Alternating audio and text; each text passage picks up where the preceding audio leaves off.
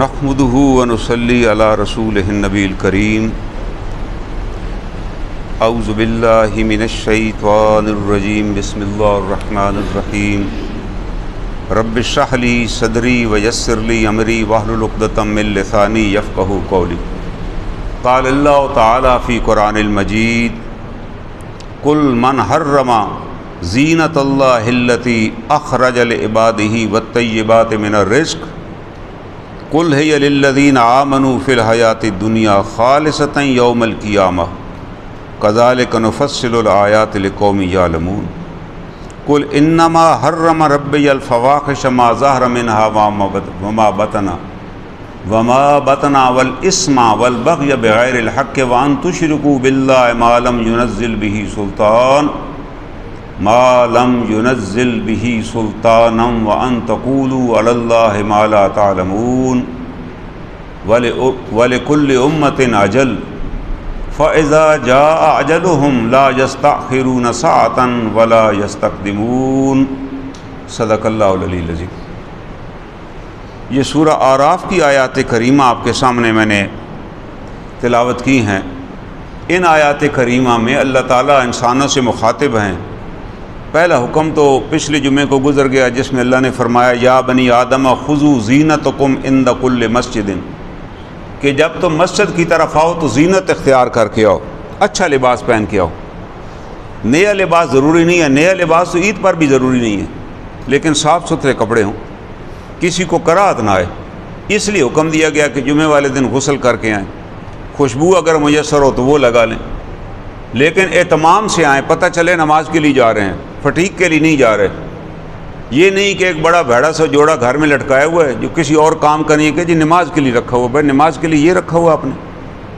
اسی طرح مسجد جب آپ آتے ہیں تو ٹوپی پاس ہونی چاہیے، بغیر ٹوپی کے نماز ہو جاتی ہے، یہ یاد رکھیے۔ میرے پاس ٹوپی نہیں ہے تو ہو جائے گی نماز، لیکن میں ارادتاً ٹوپی رکھوں ہی نہیں پاس، یہ نامناسب ہے۔ ہم اللہ رب العزت کے حضور پیش ہو رہے ہیں، وہاں ہم جا رہے ہیں، جناب نبی اکرم صلی اللہ علیہ وسلم نے جب بھی نماز کرائی آپ امامہ باندھ کر تشریف لائے، صحابہ کرام نے جماعتیں کرائیں، اولیاء کرام نے کرائیں، ہمیشہ سر پہ کپڑا باندھا اور نماز کرائی، کیونکہ یہ احترام ہے نا کہ ہم اللہ کے حضور پیش ہو رہے ہیں۔ ہاں کب سر پہ کپڑا نہیں لیا؟ جب آپ نے احرام باندھ لیا تو پھر سر پہ کپڑا لینا جائز نہیں ہے۔ حالت احرام میں جو نمازیں پڑھیں گے بغیر کپڑے کے پڑھیں گے، سر پہ کپڑا نہیں لینا۔ کیوں؟ اللہ کے رسول صلی اللہ علیہ وسلم نے ہمیں یہی بتایا، جو دین تو وہی ہے جو آپ نے بتایا نا، دین کسی اور چیز کا نام نہیں ہے۔ کوئی پوچھے دین کیا ہے تو دین جناب رسول کریم صلی اللہ علیہ وسلم کی حیات طیبہ کا نام ہی دین ہے۔ بھائی کوئی دین علیحدہ تو نہیں ہے نبی سے، جو جناب رسول کریم صلی اللہ علیہ وسلم نے کیا، اللہ نے کہا خذو، اس کو پکڑو، اس کی پیروی کرو۔ جہاں آپ نے سر پہ کپڑا نہیں لیا، حکم دے دیا کہ احرام کی حالت میں کپڑا نہیں لینا تو بس نہیں لینا، بھائی باقی معمول بنا لینا کہ جی ٹوپی نہیں رکھنے کی ضرورت کوئی ہے ہی نہیں۔ آپ نے کہا اگر میں امت پر مشقت نہ سمجھتا نا کہ بڑی مشقت ہو جائے گی، میں مسواک بھی ان پہ لازم کر دیتا کہ بغیر مسواک کے نماز نہ پڑھیں۔ تو مسواک کا کون سا خرچہ ہے؟ بھائی ایک مسواک آپ جیب میں رکھ لیں اور مسجد میں آئیں تو مسواک کریں۔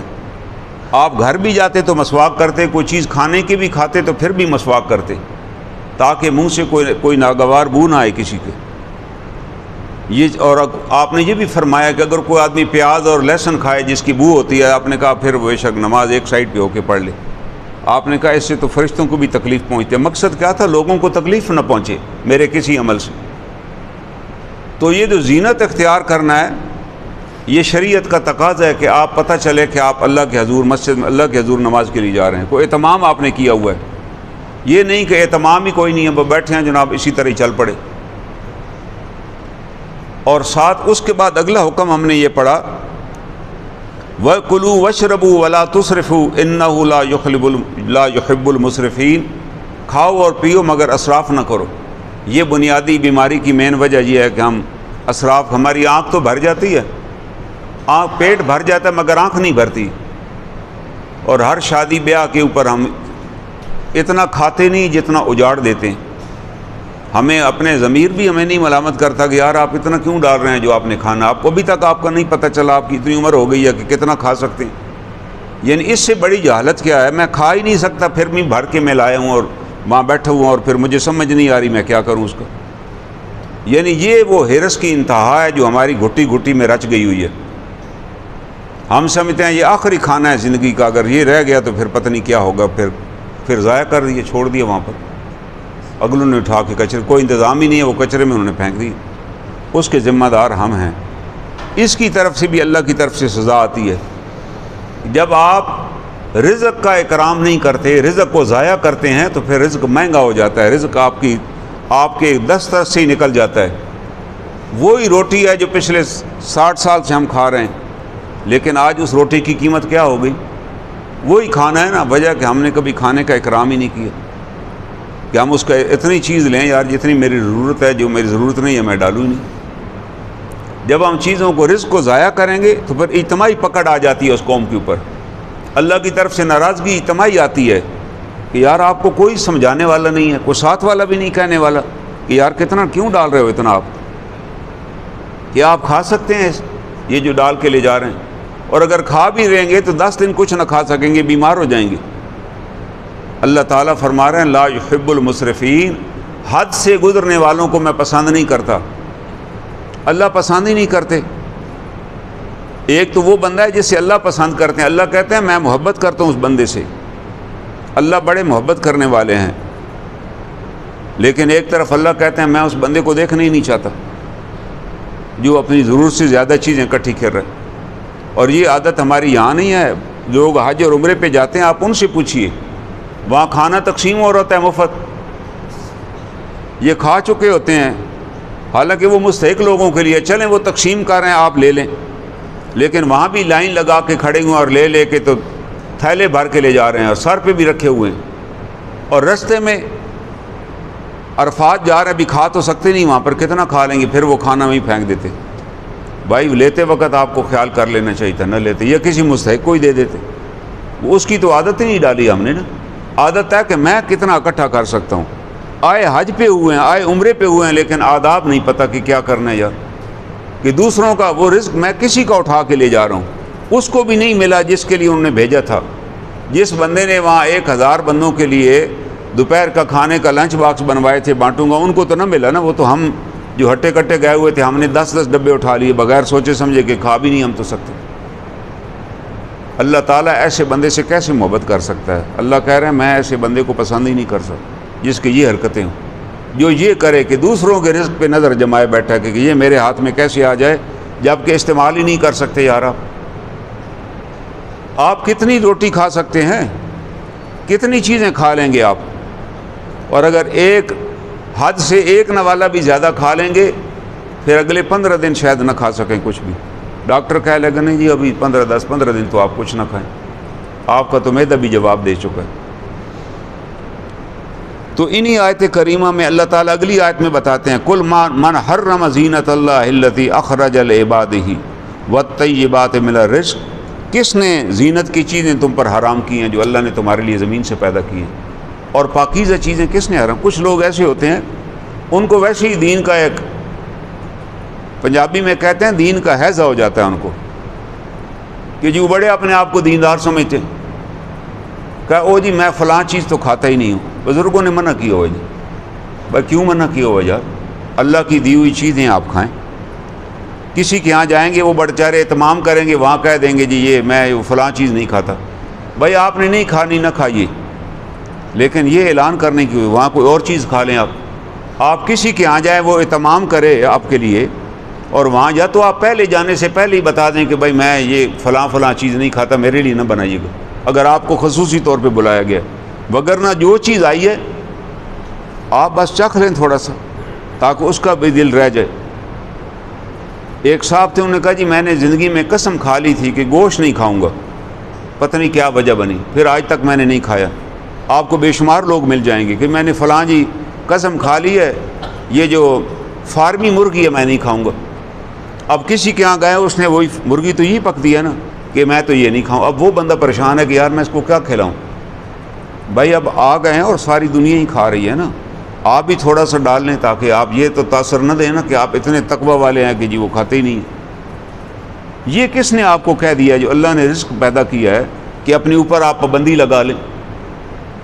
ایک بڑے بزرگ تھے مرزا جان جانا رحمۃ اللہ علیہ، دہلی میں، کسی نے ان کی دعوت کی، وہ دعوت کھانے کے لیے وہاں گئے۔ جب کھانا برتن میں ڈال کے سامنے رکھا گیا تو اس بندے نے جو میزبان تھا نا اس کے اندر آدھا گلاس پانی کا ڈال دیا۔ اس نے پوچھا جی آپ نے کیا کیا؟ کہتا جی بزرگوں نے منع کیا کہ ذائقے کی چیزیں نہیں کھانی چاہیے، اس لیے دنیا کی محبت بڑھ جاتی ہے، اس لیے جب بھی کھانا پکتا ہے میں پانی ڈال دیتا ہوں تاکہ ذائقہ خراب ہو جائے۔ اس نے کہا یار جاہل آدمی، اللہ تعالیٰ نے کھانے کے اندر ذائقہ پیدا کیا ہے اور یہ گھر والوں کو کام ہے اس کو اس طریقے سے بنانا، اور تو کتنا جاہل ہے یار، بنے بنائے کھانے کو تو نے ضائع کر دے بیچ میں پانی، یہ کون سا تقوی ہے؟ اس سے اللہ کے تو قریب ہو جائے گا۔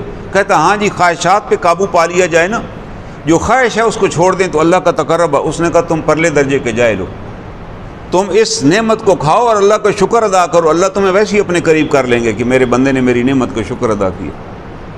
جو اللہ کی حلال شدہ چیزیں ہیں جو اللہ نے انسانوں کے لیے پیدا کی ہیں، ان کو خواہ مخواہ اپنے اوپر حرام نہ کریں کہ فلاں بزرگ نے مجھے کہہ دیا جی یہ چیز آپ نے نہیں کھانی۔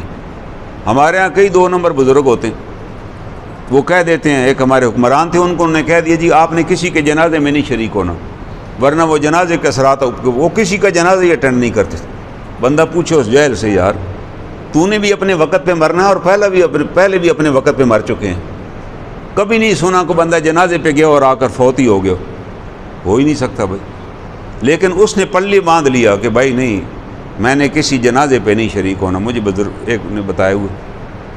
تو اس قسم کے جاہل بزرگ جو مل جاتے ہیں وہ دین کی راہ کی اصل رکاوٹ ہیں، وہ لوگوں کو بے دینی کی طرف لے جا رہے ہیں، لوگوں کو الٹیاں پٹیاں پڑھا رہے ہیں، لوگ اس کے اوپر چل رہے ہیں کہ جی بالکل یہ ٹھیک ہے، جی فلاں چیز ہم نہیں کھاتے، فلاں جی صاحب کہ جی میں دودھ بالکل آج تک نہیں پیا۔ بھائی یہ تو اللہ سے استغفار کرو کہ اللہ نے دودھ جیسی نعمت آپ پہ بند کر دی۔ اسی طرح ایک صاحب نے لکھا کہ جی میں انڈا نہیں کھاتا کیونکہ وہ مرغی کے پیٹ سے نکلتا ہے، حالانکہ وہ انڈے کا چھلکا ہوتا ہے، انڈا تو توڑ کے بیچ میں سے نکالا جاتا ہے۔ اس نے کہا پھر شاید کیوں کھاتے ہو؟ وہ تو مکھی کے منہ سے نکلتا ہے، وہ تو آپ کھا لیتے ہو۔ لیکن وجہ ہے کہ جہالت پہ مبنی ہے نا، ایک ذہن میں عقیدہ بٹھا لیا ہے کہ فلاں نے کہہ دیا تھا، بھائی کسی کے کہنے پہ نہ چلیں۔ دین وہ ہے جو قرآن میں دیا گیا ہے یا جس کی تشریح جناب رسالت مآب صلی اللہ علیہ وسلم نے کر دی ہے، اور آپ نے کہہ دیا جب آپ خطبہ حجت الوداع آخری خطبہ جو آپ نے دیا امت کو، اس میں آیات نازل ہو گئی وہاں پر الیوم اکملت لکم دینکم، کہ آج اللہ تعالیٰ نے آپ کا دین مکمل کر دیے۔ 1500 برس پہلے یہ آیت قرآن پاک میں آ گئی تھی کہ دین آج مکمل ہو گیا، اب دین کے اندر نہ کوئی نئی چیز داخل کی جا سکتی ہے، نہ نئی چیز کو حرام کی جا سکتی ہے، نہ کسی حرام کو حلال کیا جا سکتا ہے۔ جو 1500 برس پہلے چیز حرام کر دی گئی وہ آج بھی حرام ہے، جو حلال کر دی گئی وہ آج بھی حلال ہے۔ اللہ تعالیٰ فرماتے ہیں کہ وہ چیزیں اس زمانے میں یہی تھا، رواج انہوں نے بنایا ہوا تھا کہ وہ اونٹنی جو لگاتار 3 بچے دے اور وہ تینوں مادہ ہوں، اس کا گوشت بھی مرد نہیں کھائیں گے، عورتیں کھائیں گی۔ بے شمار عقیدے بنائے ہوئے تھے، آج بھی وہ عقیدے ہمارے ہاں چل رہے ہیں مشرکین مکہ والے۔ جناب نبی اکرم صلی اللہ علیہ وسلم نے فرمایا یہ کس نے تمہیں بتا، اس کی کیا سند ہے، کس کتاب میں تم نے پڑھو؟ بزرگوں سے سنتے آ رہے ہیں۔ اللہ تعالیٰ نے فرمایا کہ اگر تمہارے بزرگ ہی گمراہ ہوں، اگر ان کو بھی دین کا نہ پتہ ہو تو وہ تمہارے لیے کیسے سند ہو سکتے ہیں؟ تمہارے لیے سند، تمہارے لیے اتھارٹی اللہ اور اس کے رسول صلی اللہ علیہ وسلم۔ ہاں آپ کے سامنے کوئی کھانا لایا جاتا جو آپ ناپسند کرتے تو آپ ساتھیوں کو دے دیتے کہ بھائی کھائیے، لیکن آپ نے کبھی نہیں کہا کہ بھائی میرے سامنے ہی نہیں رکھنا، میں تو نہیں کھاؤں گا۔ کیوں آپ نے باقیوں کو نہیں روکا کہ بھائی مجھے ایک صاحب بڑا شاندار پیاز کا سالن بنا کر لیا، آپ پیاز ناپسند کرتے تھے، آپ نے کہا فرشتے بھی پیاز کی بو اگر منہ میں آئے تو نہیں آتے، تو میرے پاس تو فرشتے آتے ہیں۔ صحابہ کو بھی آپ نے کہا کہ پیاز اور لہسن کھا کر مسجد میں نہ آئیں، نمازیوں کو تکلیف نہ ہو، اب وہ بنا کر لے آئے تو آپ نے صحابہ کو کہا کہ بھائی کھائیے، شروع کیجیے۔ آپ نے صرف روٹی لے لی اور کوئی اور چیز کے ساتھ کھا لی، آپ نے نہیں، کیونکہ آپ نے بتایا کہ بھائی میرے پاس تو فرشتوں کی آمد رفت رہتی ہے، جبرائیل امین آتے ہیں اور ان کے لیے یہ چیز ناگوار ہے۔ لوگ میرے پاس آتے ہیں، مختلف قبائل کے لوگ میرے سے بات کرتے ہیں، تو میں تو نہیں چاہوں گا کہ وہ میرے سے ان کو کوئی ناگوار بو آئے۔ لیکن آپ نے یہ نہیں کہا کہ وہ حرام ہے یار نہ کھاؤ، خبردار میں بھی نہیں کھا، آپ نے کہا نہیں کھائیے، دوسروں کی طرف چیز بڑھا دی۔ اسی طرح گھر میں کہہ دینا کہ جی فلاں چیز میں نہیں کھاتا، فلاں بھی سبزی تو میں دیکھ ہی نہیں سکتا، یہ اللہ کی نعمتیں ہیں، آپ کو پسند نہیں ہے تو چکھ لیجئے ذرا، لیکن ٹوٹل زیرو سے صفر نہ دیں، ضرب نہ دیں کہ جی میں بالکل ہی نہیں کھاؤں گا، میں نے جی قسم کھائی ہوئی ہے، کسی حلال چیز کی قسم آپ نہیں کھا سکتے۔ اور یہ واقعہ بھی قرآن کے اندر طے ہو گیا، جناب نبی اکرم صلی اللہ علیہ وسلم نے ایک دفعہ کہہ دیا کہ میں آئندہ شہد نہیں کھاؤں گا، اللہ کی طرف سے آیات نازل ہو گئی، اے نبی محترم وہ چیز جو ہم نے آپ پر حلال کی ہے وہ اپنے اوپر آپ کیسے حرام کر سکتے؟ ہر حلال چیز آپ پر حلال ہے، آپ اس کو حرام نہیں۔ اس کا پیچھے بھی ایک بڑا واقعہ تھا، لیکن اللہ تعالیٰ نے بتا دیا یہ قرآن ہماری طرف سے ہے، ہم بتا رہے ہیں کہ یہ ہمارا حکم ہے، اور اللہ کے رسول صلی اللہ علیہ وسلم نے کسی کو خوش کرنے کے لیے یہ بات کی۔ آپ کی ایک اہلیہ نے کہا کہ یہ شاید آپ نہ کھایا کریں، آپ نے کہا میں نہیں کھاؤں گا۔ اللہ نے کہا کہ نہیں اے نبی محترم آپ یہ نہ کہیے کہ میں شاید نہیں کھاؤں گا، یہ اللہ کی نعمت ہے، کھائیے آپ اپنے اوپر کسی حلال چیز کو حرام نہیں کر سکتے۔ اور اس سے اگلی آیت جو ہے وہ اور بھی بڑی اہم ہے، اللہ تعالیٰ فرماتے ہیں قل انما حرم ربی الفواحش ما ظہر منہا وما بطن والاسم والبغی بغیر الحق، کہ اللہ تعالیٰ نے تمہارے لیے حرام کر دی ہیں ساری چیزیں، کون کون سی؟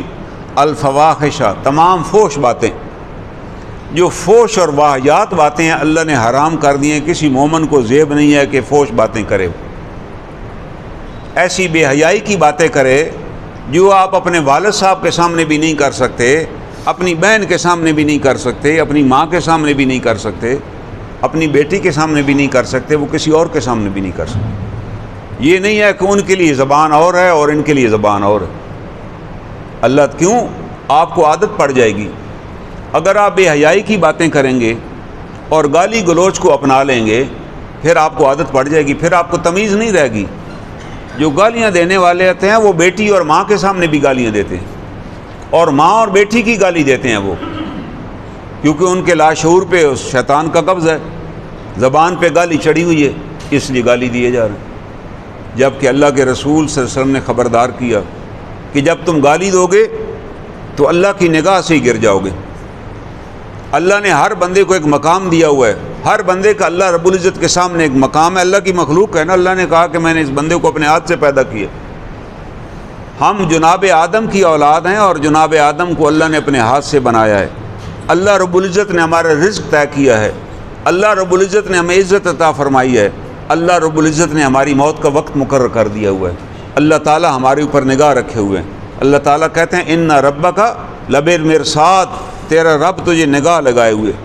چھوٹا بچہ ہوتا ہے نا، سال 1.5 سال 2 سال کا، وہ چلنا شروع کرتا ہے، جب وہ چلتا ہے تو ماں اور باپ دونوں دیکھ رہے ہوتے ہیں کہ یار گرنے لگے تو فوراً پکڑ لیتے ہیں، چلاتے ہیں اسے لیکن فوراً جھپکتے ہیں، کہ نظر رکھی ہوتی ہے کہ یار بچہ گر نہ جائے کہیں، ہم نے چلانا ایسے، گرانا نہیں ہے۔ یہ عام والدین ہیں، دنیاوی والدین، جبکہ رب کیا کہہ رہے ہیں؟ اللہ تعالیٰ کہہ رہے ہیں کہ میری ہر بندے پر نگاہ ہے، میں اسے گناہ سے بچاتا ہوں، میں اسے گناہ کے قریب بھی نہیں جانے دیتا۔ وہ پھر بھاگ بھاگ کر ادھر ہی جاتا ہے، صرف بھاگ بھاگ کے جب ہر دفعہ ادھر جاتا ہے پھر اللہ تعالیٰ اس کو اس کے حالات پہ چھوڑ دیتے، ورنہ اللہ تعالیٰ فرماتے ہیں ہم ہر بندے کے اندر ہم نے ڈال دیا ہے، سسٹم لگا دیا ہے۔ کیا سسٹم لگایا ہے؟ فالہمہا فجورہا وتقواہا، اس کے اندر ہم نے بتا دیا ہے کہ نیکی کیا اور گناہ کیا ہے۔ کوئی بندہ یہ نہیں کہہ سکتا کہ جی میں تو اس کو نیکی سمجھ کے کرتا رہوں، اللہ کہہ رہے ہیں ہم نے الہام کر دیا ہے، سسٹم ڈال دیا اس کے اندر۔ ایک چھوٹا بچہ ہے 3 سال کا، اس کو بھی پتہ ہے کہ یہ میرے والد کا پین ہے، اس سے زمین پہ میں نے نہیں لکھنا، لیکن جب وہ دیکھتا ہے باپ کوئی نہیں ہے وہ تو اٹھا لیتا ہے، اسی وقت اٹھاتا ہے جب باپ نہیں ہوتا، جب باپ آ جاتا ہے فوراً رکھ دیتا ہے۔ کیوں؟ اس کو پتہ ہے کہ یہ غلط کام میں کر رہا ہوں۔ کوئی بھی غلط کام اس نے کرنا ہو وہ دائیں بائیں دیکھے گا، کوئی دیکھ تو نہیں رہا گھر میں، حالانکہ 3 سال کا بچہ ہے، 2 سال کا بچہ۔ کیوں؟ اللہ کہہ رہے ہیں ہم نے اس کے اندر ڈالا ہوا ہے سسٹم، اس کو بتا دیا کہ اس کی شرشت میں ڈالا ہوا ہے، یہ جو کام چھپا کے کرتا ہے یہ اس لیے کرتا ہے کہ کسی کو پتہ نہ چلے۔ پھر ہم اتنے غرہ ہو جاتے ہیں، ہم کہتے ہیں جی میں کسی کی پرواہ ہی نہیں کرتا، اگر پتہ بھی لگ جائے تو میرا کسی نے کیا بگاڑ لینا ہے۔ یہ وہ وجہ ہے، یہ وہ مقام ہے جس کے بارے میں اللہ تعالیٰ فرماتے ہیں کہ ایسے بندوں کو میں معاف نہیں کروں گا، میں سب کو معاف کر دوں گا، الا المجاہرین، صرف ان لوگوں کو جو اعلانیہ اللہ کا حکم توڑتے ہیں۔ اور کہتے ہیں جی میں تو پرواہ ہی نہیں کرتا کسی کی، مجھے کو آپ روک کے دکھائیں جی مجھے۔ اللہ تعالیٰ فرماتے ہیں ایسے مجاہرین، ان کو مجاہر کہتے ہیں۔ جہر ہوتا ہے نماز، ہم پڑھتے ہیں دو قسم کی نمازیں، ایک ہے سری نماز جیسے زور کی نماز ہے، عصر کی نماز ہے، جس میں امام صاحب قرأت کرتے ہیں ہمیں نہیں پتہ ہوتا کیا کر رہے ہیں۔ ایک ہے جہری نماز جس میں امام صاحب سورہ فاتحہ اور سورت پڑھتے ہیں، ہم ساری قرأت سنتے ہیں۔ فجر کی نماز ہے، ابھی جمعے کی نماز ہوگی، مغرب کی نماز ہے، عشاء کی نماز ہے۔ اس کو اعلانیہ نماز کہتے ہیں کہ آپ مسجد میں آپ کو پتہ چل گیا جی پہلی رکعت ہو رہی ہے، فلاں سورت پڑھ رہے ہیں وہ جی۔ تو جہری عبادت ہم امام مرضی سے نہیں کر سکتا کہ وہ زور کو بھی کہے جی میں جاری پڑھوں گا، نا، اس نے اس لیے کہ اللہ کے رسول صلی اللہ علیہ وسلم نے اسی طرح پڑھی ہے۔ آپ نے بتایا کہ یہ آپ نے سری پڑھنی ہے دل میں، یہ آپ نے بلند آواز سے پڑھنی ہے۔ لیکن یہ بتا دیا گیا کہ کوئی آدمی اعلانیہ گناہ کرے کہ جی میں کر کے رہوں گا اور مجھے کو روک کے دیکھے، اللہ کہتے ہیں اس کو ہم معاف نہیں کرتے، کیونکہ اس نے میرا حکم توڑا اور لوگوں کو بھی ابھارا کہ تم بھی کرو، تمہیں بھی کوئی نہیں پوچھے گا۔ تو اللہ تعالیٰ فرما رہے ہیں کہ جو آدمی جو بے حیائی اور فحشی پہ اتر آیا ہے اور گالم گلوچ کر رہا ہے، یہ اس کا فطرت ثانیہ بن جائے گی، جبکہ ہم نے اس کے اندر ڈالا ہوا ہے۔ ایک آدمی کو کسی کے ساتھ الجھ رہا ہوتا ہے، بے حیائی کی بات کر رہا ہوتا ہے، اوپر سے اس کے والد صاحب آ جاتے ہیں، وہ چپ کر جاتا ہے کہ یار ابا جان نہ سن لیں۔ اس کے محلے کا کوئی بزرگ آ جاتا ہے، پھر وہ چپ کر جاتا ہے۔ وجہ کیا ہے کہ اس کے اندر ڈال دیا گیا، سسٹم کے اندر ہے اس کے کہ یار یہ غلط بات ہے جو میں کر رہا ہوں، کم از کم میرے والد صاحب تو نہ سنیں۔ فَأَلْهَمَهَا فُجُورَهَا، ہم نے اس کے اندر دونوں چیزیں ڈالی ہوئی ہیں کہ نیکی کیا اور غلط کام کیا ہے، یہ جانتا ہے اس کو۔ ہم اسی کا ایسے حساب لیں گے کہ ہم نے تو آپ کو بتایا ہوا تھا، تیرے ضمیر نے تمہیں کہا تھا نہ کرو، لیکن تم نے ضمیر کی بات کو ٹال دیا، پھر اتنی دفعہ ٹالا کہ تیرا ضمیر بھی تیری طرح ہو گیا۔ جیسے تو مجرم ہے، تیرا ضمیر بھی مجرم ہو گیا، پھر اس نے بھی تجھے کبھی نہیں ٹھوکا لگایا کہ یہ کیا کر رہے ہو، تم کرتے چلے گئے۔ پھر وہ وقت آ گیا جب ہم نے تجھے پکڑنے کا فیصلہ کر لیا۔ تو اللہ تعالیٰ پکڑنے کے بارے میں کہتے ہیں ان بطش ربک لشدید، تیرے رب کی پکڑ بڑی سخت ہے۔ جب اللہ پکڑ لیتے ہیں پھر کوئی نہیں چھڑا سکتا۔ اللہ تعالیٰ کہتے ہیں ہم فیصلہ کر لیتے ہیں کہ اس کی اب پکڑ ہم نے کرنی ہے، اس نے تمام حدیں پامال کر دی ہیں، اس نے کسی چیز کا خیال تک نہیں کیا۔ ان بطش ربک لشدید، تیرے رب کی پکڑ بڑی سخت ہے۔ اور اللہ پھر پکڑ لیتے ہیں، اور وہ جب پکڑ لیتے ہیں پھر کوئی چھڑانے والا نہیں ہوتا، پھر کوئی سفارش کرنے والا نہیں ہوتا۔ اور قرآن حکیم میں اللہ تعالیٰ نے خود ہی بتا دیا ہے، آیت الکرسی باقاعدگی سے پڑھنی چاہیے، ہر فرض نماز کے بعد پڑھنی چاہیے، جس میں اللہ تعالیٰ کیا بتایا تھا سمجھ کے پڑھنی چاہیے۔ آیت الکرسی اللہ کا تعارف ہے کہ اللہ کی کتنی معرفت ہے، اللہ کی کتنی اتھارٹی ہے۔ یہ نہیں کہ بس آنکھیں باندھ کر کے پڑھ لی اور چلے گئے، پتہ ہی نہیں کیا پڑھے۔ اس میں ہم یہ کہتے ہیں من ذا الذی یشفع عنده الا باذنہ، اللہ کے حضور اللہ کی اجازت کے بغیر کون کسی کی سفارش کرے گا؟ وہاں کسی کی شفاعت اسی کی ہوگی جس کے بارے میں اللہ اجازت دیں گے۔ جب اللہ اجازت ہی نہیں دیں گے تو کسی کی مجال بھی نہیں ہوگی کہ وہاں سفارش کر سکے۔ اللہ نے بتا دیا کہ جناب نوح علیہ السلام نے سفارش کی بیٹے کی، اللہ نے منع کر دیا۔ قرآن حکیم میں واقعہ ہوا، اے نوح اپنے بیٹے کے بارے میں سفارش نہ کیجیے۔ حضرت نوح علیہ السلام نے کہا اللہ تعالیٰ، پہلے یہاں سے بات شروع کہ آپ نے کہا تھا تیرے گھر والوں کو بچا لوں گا، میرے بیٹے کو بچا لیجیے۔ اللہ نے کہا لیس من اہلک، وہ تیرے گھر والوں میں سے نہیں تھا۔ کیوں؟ عمل غیر صالح، اس کے اعمال ہی درست نہیں تھے۔ تھا پیغمبر کا بیٹا لیکن اعمال درست نہیں تھے، تو اللہ نے کہا کہ آئندہ آپ اس کے لیے مغفرت کی دعا نہ مانگیے گا۔ جناب لوط علیہ السلام کو کہہ دیا گیا کہ آپ اس بستی سے نکل جائیں، ہم آپ کو بچا لیں گے، آپ کے گھر والوں کو بھی بچا لیں گے، الا من الغابرین، سوائے آپ کی اہلیہ کہ وہ ہلاک ہونے والوں میں سے ہوگی، اس کو نہیں بچایا جائے گا۔ انہوں نے اس کے لیے کوئی دعا نہیں کی کہ وہ دعا نوح علیہ السلام کی دعا لوط علیہ السلام کی دعا سن چکے تھے نا، نوح علیہ السلام کی دعا کا شرط سن چکے تھے کہ دعا نہیں کی جا سکتی۔ ابراہیم علیہ السلام کو جب بتا دیا گیا انہوں نے دعا کی ربنا اغفر لی ولوالدی، میرے اللہ تعالیٰ میرے والد کی بخشش کر دیجئے، مغفرت کیجئے۔ ابھی والد زندہ تھے، اس سے مراد یہ تھی کہ میرے والد کو ایمان عطا کر دیجئے۔ پھر اللہ تعالیٰ نے بتا دیا کہ نہیں، آپ کے والد ایمان سے محروم رہے آخری وقت تک۔ تو انہوں نے کہا اللہ تعالیٰ اب میں بری ذمہ ہوں، اب میں دعا بھی نہیں کروں گا، کیونکہ انہیں پتہ ہے کہ نوح علیہ السلام نے دعا کی تھی تو کیا جواب ملا تھا۔ تو اللہ تعالیٰ کے قوانین اٹل اور ابدی ہیں، کسی ایک بندے کے لیے بدلتے نہیں ہیں کہ کسی کے لیے بدل جائیں۔ اللہ کہہ رہے ہیں یہ ہمارے قوانین ہیں، اسی قوانین تم اللہ کے قوانین کو لا تبدیل لکلمات اللہ کے کلمات کو کبھی بدلتا نہیں پاؤ گے۔ اللہ نے قوانین بنا دی ہیں اور انہی قوانین کو لے کے اللہ کے رسول صلی اللہ علیہ وسلم تشریف لے کر آ گئے۔ حضور صلی اللہ علیہ وسلم کے ایک چچا تھے جن سے آپ کو بڑی محبت تھی، ان کی موت کا وقت قریب آ گیا، آپ ان کے پاس تشریف لے گئے اور کہا کہ آپ کلمہ پڑھ لیجئے لا الہ الا اللہ محمد الرسول اللہ، میرے کان میں پڑھ لیجئے، میں قیامت والے دن گواہی دوں گا۔ اب عرب کے بڑے بڑے سردار بھی وہاں پہنچے ہوئے تھے ان کی عادت کے لیے۔ انہوں نے کہا کہ اے ہمارے دوست، اے ہمارے شیخ، بھتیجے کا کلمہ نہ پڑھیے گا، اگر آپ نے بھتیجے کا کلمہ پڑھ لیا تو اس کا مطلب ہے آپ کے باپ دادا گمراہ تھے، اس کا مطلب ہے ہمارے باپ دادا تو پھر سے ہی گمراہ، اگر ہم نے اپنے بھتیجے کا کلمہ پڑھ لیا، اس نوجوان کا کلمہ پڑھ لیا تو باپ دادا کو دین کو ہم کیوں چھوڑیں۔ وہ کلمہ نہ پڑھ سکے اور اسی طرح ان کی وفات ہو گئی۔ جناب نبی اکرم صلی اللہ علیہ وسلم بڑے مغموم ہو گئے۔ آپ ہر کافر کے مرنے پہ مغموم ہوتے تھے کہ اگر یہ شخص کلمہ پڑھ لیتا تو میری امت میں شامل ہوتا اور جنت میں ہوتا۔ آپ نے فرمایا میں لوگوں کو کمر سے پکڑ پکڑ کر جہنم کی آگ سے کھینچ رہا ہوں اور ادھر لا رہا ہوں تاکہ جنت میں آ جائیں۔ جب میرا کلمہ پڑھ لیں گے تو میں ان کی شفاعت کرنے کا میرا حق حاصل ہو جائے گا، میں شفاعت کروں گا۔ اللہ تعالیٰ نے آیات نازل کر دی، اِنَّکَ لَا تَهْدِی مَنْ أَحْبَبْتَ، اے نبی محترم آپ اس کو ہدایت نہیں دے سکتے جس کو آپ چاہتے ہیں۔ اِنَّ اللَّهَ يَهْدِی مَن یَشَاءُ، ہاں اللہ جس کو چاہے ہدایت ملے گی۔ اے نبی محترم ہدایت آپ کے اختیار میں نہیں ہے، ہدایت کسی نبی کے اختیار میں نہیں ہے کہ آپ چاہیں ہدایت مل جائے تو اللہ چاہتا ہے نہیں ملے گی تو نہیں ملے گی ہدایت۔ کیوں؟ وہ آپ کو پہچان چکے ہیں، آپ کے رشتہ دار آپ کو جانتے ہیں اللہ کے نبی ہیں، پھر بھی ہدایت پہ نہیں آئے تو پھر اللہ کیوں ہدایت دیں ان کو؟ اِنَّکَ لَا تَهْدِی مَنْ أَحْبَبْتَ وَلَٰكِنَّ اللَّهَ يَهْدِی مَن یَشَاءُ، اللہ جس کو چاہے گا۔ ہاں اگر انبیاء کے ہاتھوں ہدایت ہوتی تو مکہ میں ایک بھی مشرک نہ رہتے، سارے ایمان پر آ جاتے۔ آپ نے ہر ایک کے لیے 50 دفعہ تو ابو جہل کے گھر آپ تشریف لے گئے اور کتنی راتیں آپ نے رو کے دعا مانگی، اے الہ العالمین اگر ان کی قسمت میں ہدایت نہیں ہے تو عمر بن خطاب یا عمر بن ہشام دونوں میں سے ایک کو تو ہدایت عطا کر دے اور اسلام کے لیے اسے باعث تقویت بنا۔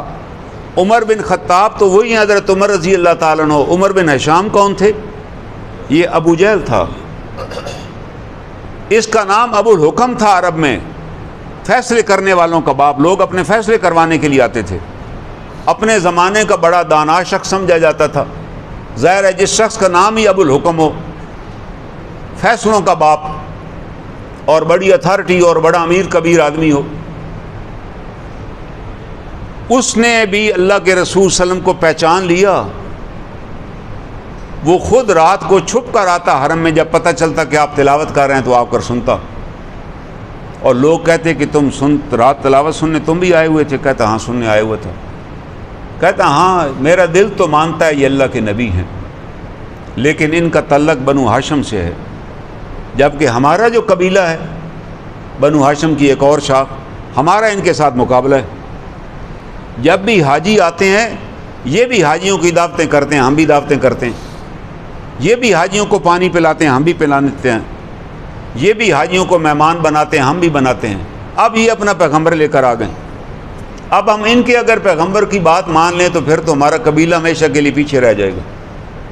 یہ تکبر تھا، یہ بڑائی تھی۔ اس نے کہا بنو ہاشم کے نبی کو ہم نبی نہیں مانیں گے۔ بھائی میں جانتا ہوں یہ اللہ کے رسول ہیں، انہوں نے کبھی جھوٹ نہیں بولا، یہ صادق اور امین ہیں، یہ میں جانتا ہوں، مگر میں ان کو نبی تو نہیں مان سکتا۔ اسی تکبر کی وجہ سے عرب میں اس کی زندگی میں نام پڑ گیا ابو جہل، جہالت کا باپ۔ کہ اتنا جاہل آدمی ہے یار، جب پہچان بھی چکا اللہ کے نبی ہیں پھر بھی نہیں مان رہا۔ اور پھر بدر کے اندر وہ ہلاک ہو گیا، اس کی لاش کو اٹھا کے جو بدر کے اندر 70 سردار مارے گئے، وہاں کنواں ہے، آج بھی اس کا نشان محدود ہے، اس کا نام ہے کلیب بدر۔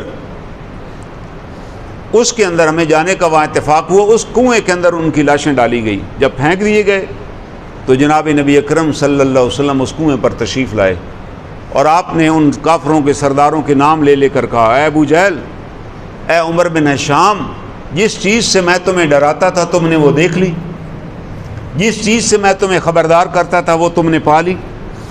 آپ نے بار بار مخاطب ہو کے کہا، عرب کے بے شمار لوگ اس وقت کھڑے تھے بدر کے اس میدان میں، جنگ ختم ہو چکی تھی۔ حضرت عمر رضی اللہ تعالیٰ نے جب بار بار حضور علیہ الصلوۃ والسلام کو یہ کہتے سنا تو آگے بڑھے، انہوں نے کہا، اللہ کے رسول آپ کیوں ان کو سنا رہے ہیں؟ یہ مردے ہیں، آپ ان کو کیوں سناتے ہیں؟ کیا یہ سنتے ہیں؟ آپ نے کہا، عمر یہ تم سے بھی بہتر میری بات کو سن رہے ہیں، لیکن آپ یہ جواب نہیں دے سکتے۔ یہ دراصل سنانا مقصود تھا، وہ لوگ جو باہر کھڑے تھے ان کو بتانا تھا کہ بھائی جس دعوت کی طرف میں تمہیں بلا رہا ہوں وہ تمہیں ہدایت اور صراط مستقیم اور جنت کی طرف لے جائے گی، اور جس دعوت پہ یہ مشرک اڑے ہوئے تھے اس نے ان کو اسی جگہ پہنچایا جس سے میں خبردار کر رہا تھا، تم ہمیشہ ہمیشہ کی جہنم میں چلے جاؤ گے۔ یہ مقصد تھا لوگوں کو بتانا۔ تو اللہ تعالیٰ بتا رہے ہیں کہ بھائی آپ اپنے آپ کو بچائیں، انما حرم ربی الفواحش، تمہارے رب نے ہر فحاشی بے حیائی کی بات حرام کر دی ہے، ما ظہر منہا وما بطن، چاہے وہ جھپی ہوئی ہو یا ظاہر ہو، چاہے اشارتاً واٹس ایپ میسج بھی ہو، واہیات اور بے حیائی کا میسج آپ اس کو ادھر ہی ڈیلیٹ کریں، وگرنہ آپ بھیجنے کے ذمہ دار ہوں گے، وہ آگے تک جائے گا۔ والاسم، اور ہر گناہ کی بات کو بھی اللہ نے حرام کر دیا، والبغی، اور ہر ایک شخص کے ساتھ ظلم کرنے کو بھی اللہ نے حرام کر دیا ہے، بغیر الحق وان تشرکوا باللہ، اللہ کے ساتھ کسی کو شریک ٹھہرانا بھی اللہ نے حرام کر دیا ہے، ما لم ينزل به سلطان، جس کی تمہارے پاس کوئی دلیل نہیں ہے کہ اللہ کے علاوہ اور بھی کوئی حاجت روا ہے، اللہ کے علاوہ اور بھی کوئی مشکل کشا ہے۔ اللہ فرما رہے نہیں، اللہ ہی حاجت روا ہیں، اللہ ہی مشکل کشا ہیں۔ جتنے انبیاء ہیں، جتنے اولیاء کرام ہیں، انہوں نے بھی مصیبت میں اللہ ہی کو پکارا، پورا قرآن بھرا ہوا ہے، 40 جگہ یہ دعا ہے قرآن میں، ربنا آتنا فی الدنیا حسنہ، ربنا ظلمنا انفسنا، یہ ساری دعائیں ربنا سے جو شروع ہوتی ہیں، یہ 40 دعائیں ہیں جو مختلف پیغمبروں نے اپنے اپنے زمانے میں مانگی۔ تو اللہ تعالیٰ فرما رہے ہیں ہم نے ان کو سبق دے دیا تھا کہ آپ براہ راست مجھ سے مانگیں، میں تمہاری شاہ رگ یہ جو ہے نا اس سے بھی قریب ہوں، آپ مجھ سے مانگیے۔ اور اللہ تعالیٰ فرماتے ہیں وَأَن تَقُولُوا عَلَى اللَّهِ مَا لَا تَعْلَمُونَ، اور ہر اس چیز کو بھی اللہ نے حرام کر دیا ہے جو ان تقولوا علی اللہ، جو تم اللہ کے بارے میں کہتے ہو جس کا تمہیں علم ہی نہیں ہے۔ کیسے ہی کہہ دینا جی اللہ نے یہ کہا، آج کل اکثر لوگ کہتے ہیں او جی قرآن میں یہ بات آئی ہوئی ہے، او جی اللہ تعالیٰ کا یہ حکم ہے، حالانکہ ان کو پتہ ہی نہیں ہوتا وہ اللہ کا حکم ہی نہیں ہوتا، نہ قرآن میں کہیں، کیونکہ قرآن تو کبھی پڑھا نہیں نا، اور ایسے ہی کہہ رہے اللہ کہہ رہے ہیں یہ بھی حرام ہے۔ اور جناب رسول کریم صلی اللہ علیہ وسلم نے فرمایا کہ اللہ کمی بیشی معاف فرمائے کہ وہ آدمی اپنا ٹھکانہ جہنم میں بنا لے جس نے ہم سے وہ بات منسوب کی جو ہم نے کہی نہیں۔ یہ کہنا کہ جی حضور نے کہا ہوا حدیث میں آیا ہوا ہے، جبکہ وہ حدیث نہیں ہے، تو آپ نے کہا ایسے شخص کا ٹھکانہ بھی جہنم میں ہوگا جو میرے بارے میں ایک بات منسوب کر رہا ہے جو میں نے کہی نہیں، یا اللہ کے بارے میں کہہ رہا ہے جی اللہ نے کہا، کہ اللہ تعالیٰ کا تو حکم ہی نہیں تھا وہ۔ ہمیں سوچ سمجھ کے بات کرنی چاہیے کہ کس ذات کی ہم بات کر رہے ہیں، کس ہستی کے بارے میں۔ اول تو قرآن سیکھیے، یہی ہمارا سب سے بڑا گناہ ہوگا اللہ کے حضور، کہ جب پوچھا جائے گا کہ بھئی آپ نے کتاب پڑھی تھی، اللہ تعالیٰ پھر حضور سے پوچھیں گے، جناب نبی اکرم صلی اللہ علیہ وسلم سے، کہ کیا وجہ بنی کہ اس قوم کو آپ موجود تھے، آپ جیسے رہنما، آپ جیسے قائد، آپ جیسا طرز زندگی، آپ جیسا طرز حیات، پھر آپ کو چھوڑ کے انہوں نے دنیا کے چور و چکوں کو کیسے لیڈر بنا لیا؟ اللہ تعالیٰ نے ہمارے لیے دنیا میں ہی لیڈر بھیج دیے تھے، جناب رسول اکرم صلی اللہ علیہ وسلم کی ذات کی صورت میں، جو کہ صادق الامین ہے، جن کے بارے میں اللہ نے کہا کہ یہ صادق اور امین ہے۔ تو اللہ تعالیٰ نہیں پوچھیں گے کہ ان کو چھوڑ کے آپ نے کیسے چور و چکوں کو اپنا رہنما بنا لیا، ان کو آپ نے فالو کرنا شروع کر دیا، جبکہ ان کی تعلیمات اللہ اور اس کے رسول کی تعلیمات کی مخالف تھی۔ وہ تمہیں ناچ گانے پہ لگائے بیٹھے تھے، تم انہی کے پیچھے بھاگ رہے تھے، تمہیں شرم نہ آئی؟ اللہ تو فحاشی اور بے حیائی حرام کر رہے ہیں، تم پھر فحاشی اور بے حیائی کو آزادی کا سفر سمجھے بیٹھے ہو، اس طرح میں آزادی مل جائے گی ناچنے گانے سے، جبکہ اللہ تعالیٰ قرآن میں کہہ رہے یہ ناچنا گانا، یہ بے حیائی، یہ فحاشی، یہ ہم نے تم پر حرام کر دی ہیں، اور اگر تم اعلانیہ کرو گے تو پھر تمہیں توبہ کی توفیق بھی نہیں ہوگی۔ یہ اللہ تعالیٰ قرآن حکیم میں کہہ رہے ہیں۔ اور یہ بھی بات یاد رکھیے گا، کیوں کہا گیا گالی سے بچیے؟ جب آدمی گالی گلوچ اپنا لیتا ہے تو پھر اسے پتہ ہی نہیں ہوتا۔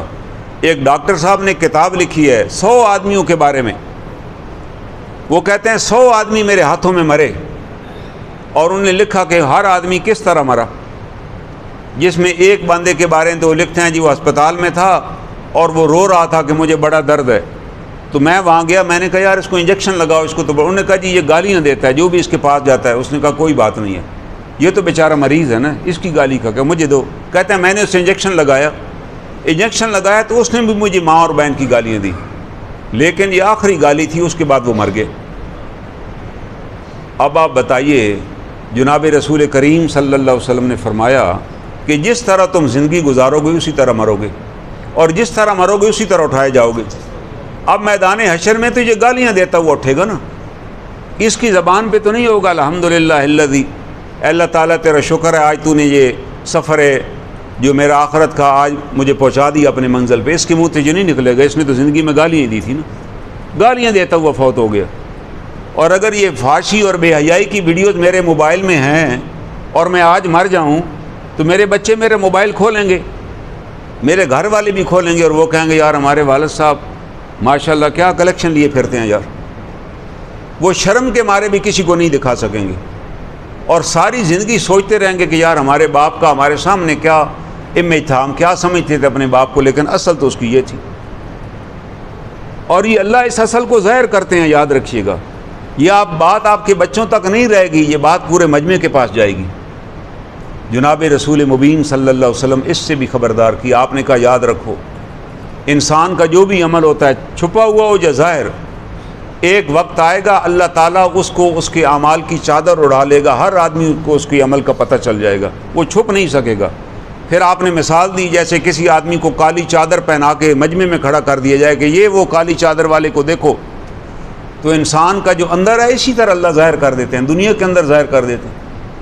تو کم از کم آپ کے پاس کوئی غلط چیز آ جائے تو اس کو ڈیلیٹ کریں بجائے آگے بھیجنے کے۔ کوئی ثواب کا کام ہے، کوئی نیکی کا کام ہے، اچھی چیزیں بھیجوائیں، کیونکہ اللہ نے خود ہی کہہ دیا حرام ہے یہ ساری چیزیں۔ اور اللہ تعالیٰ پوچھیں گے رسول مبین صلی اللہ علیہ وسلم سے کہ آپ بھی موجود تھے ان کے دوران، کتاب بھی موجود تھی، پھر ان کو کیا ہو گیا کہ سور کھانے والوں اور کتے کھانے والوں سے یہ قرضہ مانگ رہے تھے کہ جی مہربانی کریں ہمیں قرضہ دے دیں تاکہ ہماری روٹی چل پڑے۔ تو اللہ کے رسول وہاں جواب دیں گے، وہ جواب قرآن میں لکھا ہوا ہے، وقال الرسول یا ربی ان قوم اتخذوا ھذا القرآن مہجورا، کہ اے میرے رب میری قوم نے قرآن ہی چھوڑ دیا تھا، یہ قرآن چھوڑ دیا تھا میرے جانے کے بعد، تو پھر یہ اسی طرح ان کے ساتھ ہونا تھا جو آج ہمارے ساتھ ہو رہا ہے۔ اگر ہم قرآن پڑھتے عمل کرتے تو آج ہمارے اندر یہ ساری خرابیاں دور ہو جاتی۔ ہم کہتے بھائی اس خرابی کا میں حصہ نہیں بننا چاہتا۔ اور اگلی بات جو اس سے بھی خطرناک ہے وہ اللہ تعالیٰ وہ سن لیجئے، اس پہ بات ختم کریں گے۔ وَلِكُلِّ أُمَّةٍ اجل، ہر قوم کے لیے ایک وقت ہے، ہر فرد کے لیے ایک وقت مقرر ہے۔ اجل کا مطلب موت کہتے ہیں ہم، اللہ کہہ رہے ہیں کہ ہر قبیلے، ہر قوم، ہر ملک کے لیے اس کی ایک موت کا ٹائم مقرر ہے۔ فَإِذَا جَاءَ أَجَلُهُمْ، جب وہ اجل کا وقت آ جائے گا، لا يستأخرون ساعة ولا يستقدمون، وہ ایک گھڑی بھی پیچھے نہیں آ سکیں گے اور ایک گھڑی بھی آگے نہ جا سکیں گے۔ سات کا مطلب ہوتا ہے یہ سات ہے ایک، بس یہ اس کو سات کہتے ہیں۔ ایک گھڑی کی سوئی آپ دیکھتے ہیں نا جو سیکنڈوں والی سوئی چل رہی ہے، یہ اس کو سات کہتے ہیں۔ آپ دیکھ کے نہیں گن سکتے اتنی تیز وہ چل رہی تھی۔ اللہ تعالیٰ فرماتے ہیں جب وہ وقت مقررہ تمہارا آ جائے گا کسی قوم کا یا کسی فرد کا، تو ایک ساتھ بھی، ایک گھڑی بھی نہ آگے ہوگا نہ پیچھے ہوگا، وہ نافذ ہو جائے گا ادھر۔ تو بھائی اس گھڑی سے آنے پہلے ہم اپنے معاملات کو درست کریں، ہم اللہ کے حضور توبہ کریں، اپنی چیزوں کو اپنے لیے آسان بنائیں۔ اگر ہم یہ کریں گے تو اللہ تعالیٰ کا وعدہ ہے ہمارے ساتھ۔ اللہ تعالیٰ فرماتے ہیں کہ میں دنیا کی نعمتیں بھی تمہیں عطا کروں گا اور آخرت کی نعمتیں میں تمہیں عطا کروں گا، کیونکہ میں تو سارے خزانوں کا مالک ہوں۔ تو اللہ تعالیٰ سے دعا ہے اللہ تعالیٰ ہمیں ان آیات کی معرفت نصیب فرمائے۔ وآخر دعوانا الحمدللہ رب العالمین۔